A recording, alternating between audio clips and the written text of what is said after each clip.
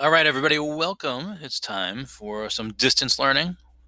And today it's going to be about Kennedy and domestic policy. So, you already did a reading on this about a week ago from the book, asked you to do some notes. You should be familiar with a lot of it. So, objective: what were JFK's accomplishments and failures? All right, so starting off, there's something known as the Kennedy mystique.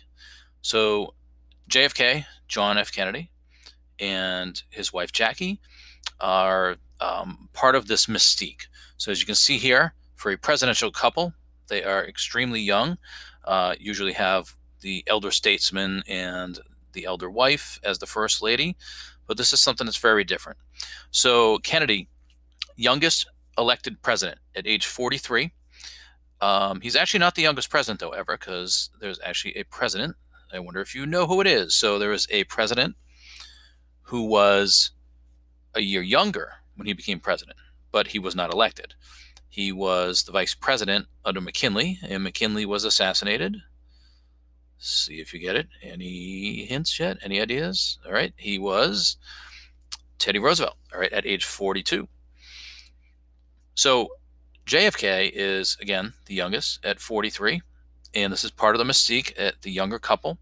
But he was also the president for fewer than 3 years because, as you know, he was assassinated in 1963. So he takes office, the election's 1960.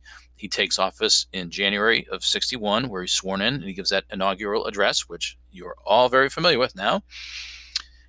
And then he is assassinated in November of 1963. So again, so fewer than 3 years in office for JFK.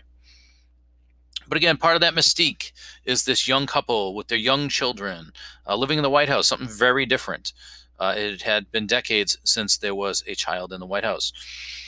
Also, the press follows them around, gets all these pictures of him having a good time, relaxing. So he's seen as presidential in one aspect, especially when he's doing press conferences in the White House and speeches and so on, which, by the way, he's the first president to do the modern televised press conference where the president stands there and takes questions from the press, much like you've seen President Trump doing a lot in the last week. So again, JFK is portrayed in the media in two lights: presidential, and then also as a young father with his family. And again, there he is riding around the golf cart with a bunch of the children. Not all his children, but I'm sure they're all probably Kennedys. So lots of media coverage. He masters the media. He and his advisors learn how to use the media, again, use the new medium of television to their best advantage as well. Even this picture here that you see of at the bottom of the screen of the Kennedys out on the porch, pictures like that and this one itself were often on the covers of magazines. And again, back then there was tons of magazines. And so he gets a lot of attention that way as well. Already mentioned about the live press conferences, as you may remember from the inaugural address, where he says, "My fellow Americans, ask not what your country can do for you, but ask what you can do for your country." And that's his way of saying to people to, get on board and see what you can do to improve this country. So he collectively calls his programs the New Frontier, much like Franklin Roosevelt's programs collectively known as the New Deal. So the New Frontier is the idea of a package of legislative ideas that he wants the Congress to pass. So he does have an advantage because he is, if you remember which party is he, Kennedy is a Democrat. And he also, his party controls the House and the Senate as well. So you would think because his party controls the major parts of the legislative process, the two houses of Congress and the executive branch, him being the president, you'd think he'd say whatever he wants to and they just go along. But it's not always that easy. And that's what he runs into here with his New Frontier. So his ideas were promoting aid to education, elderly health insurance, help migrant workers, create a Department of Urban Affairs. So again, a lot of ideas, but these all cost money. Plus, he also wanted to increase the amount of spending on military and defense, and also on a space program. So very ambitious. And back then, they, unlike today, people are very apprehensive about passing legislation that would run up what we call a deficit. And a deficit is when you spend more money in one year than you take in. That adds collectively, all the deficits put together become known as the debt. And that national debt today, as you may have heard, maybe we haven't said it in this class, but you may have heard that it is over $22 trillion today. So back then we were still doing balanced budgets all the time. So this was kind of a big ask for him. And then also the Democrats in Congress didn't necessarily owe him anything. If you remember, this was one of the closest elections in history where he won by about 100,000 popular votes. Now, he had an easy win in the Electoral College, but if a president does not have a big win, it can be difficult to govern. And the inverse of that, when a president has a landslide victory, it is easy to get stuff passed because basically you have what's called a mandate. And that means that the other politicians realize how popular you are, and they'll go along with your ideas because they don't want to go against it, because then that will be bad for them, especially the people in the House of Representatives who will be up for election in just 2 years. So because Kennedy had a close election, he didn't quite have that. Plus, he didn't really help out other members in the Democrat Party when he was campaigning. So they didn't really owe him anything. And so they really weren't all on board with the stuff. Combine that with the overspending and the fear of that. Also along these things here too was when he comes in to office, there was a recession. And if you remember from the start of the year, a recession is when we have negative growth in the economy, meaning that our economy is contracting, it's going down. So some things you see on there, there'd be a decrease in the gross domestic product, the GDP, and so on. So Kennedy, what are his successes? What are his failures? So this is, again, all on the domestic front. We'll get to foreign policy on another day. Generally, he's given credit for improving the economy, which had slowed down. Again, there was a recession. He also, I already mentioned this, wanted to have Congress spend more money on military and defense. And he, some of the ways he tried to do this to help with the economy, and you see increasing military spending. Another way was to spend money in elsewhere, like he did in his plan to in the New Frontier programs. He also wanted to give incentives to the business sector and the housing sectors of the economy, so to help them. And again, that would cost the government money to help them so that they can grow faster, and that would therefore create more jobs for other people, get them off the unemployment line, get them probably a higher wage, and so on. So speaking of wages, some other things that he also promoted that are economic was things like increasing the minimum wage. He wanted to put in extra protections for the unemployed so that they can get some money when they are out of work. And he also wanted to lower taxes. And the idea of lowering taxes is what we call supply side economics. He was hoping that lowering the income taxes on people would put more money in their pocket. They would then go out and spend that money rather quickly, which would then, as we call, prime the pump of the economy. Maybe a term you would use is like, grease the wheels. Meaning prime the pump or grease the wheels means to kind of get something going much easier. And that was an important part of his economic package. And the recession did end before his first year in office was even up.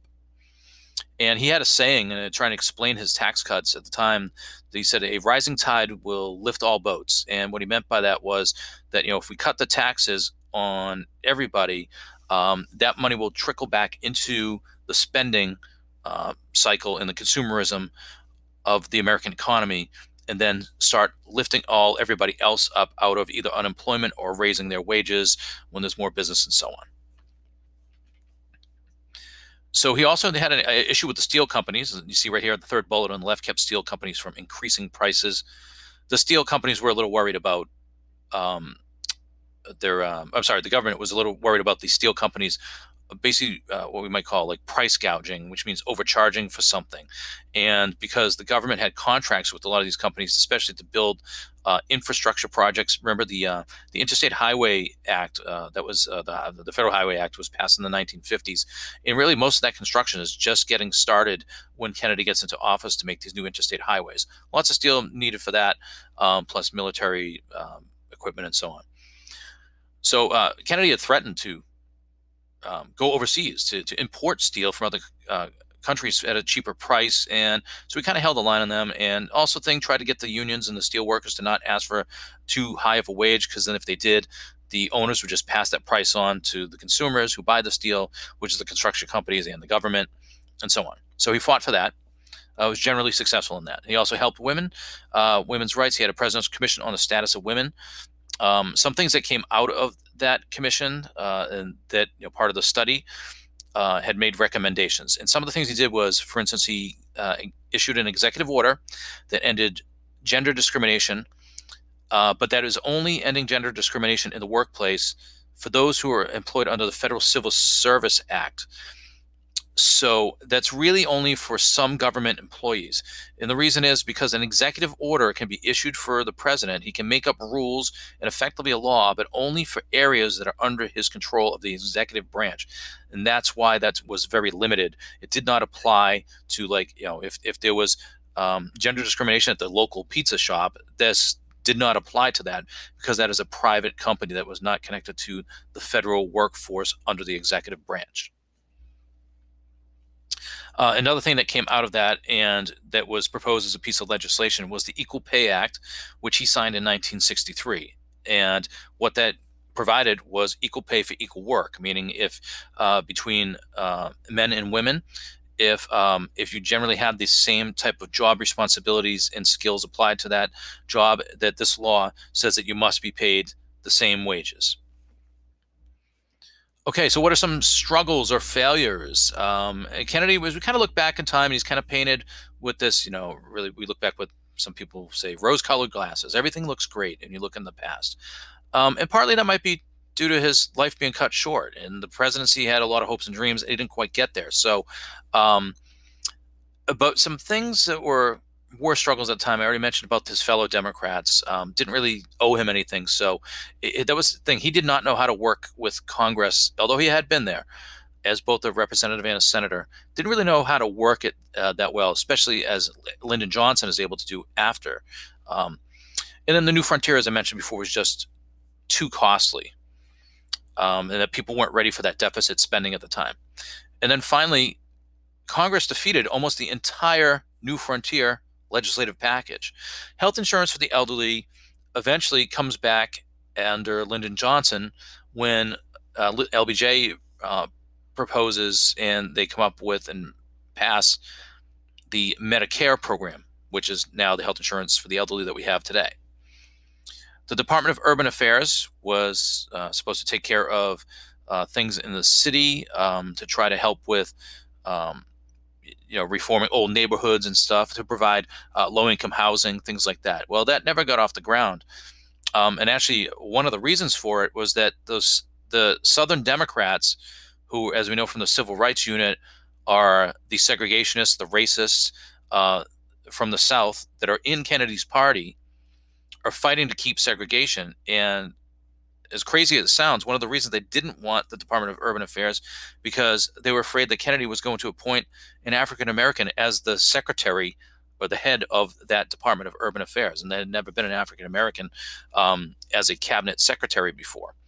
And the crazy part of this is that when Lyndon Johnson comes into office, they do pass an agency almost identical to this, and that one's called the Department of Housing and Urban Development. And guess what LBJ does? Guess who he puts in charge? The first African American to be in a cabinet position. And then finally, the last item on is that federal aid to education. Again, Kennedy was trying to improve on that, but wasn't able to accomplish it. Okay, so that is it. And that's all you need to do today is listen to this, take your notes, and it's on to tomorrow.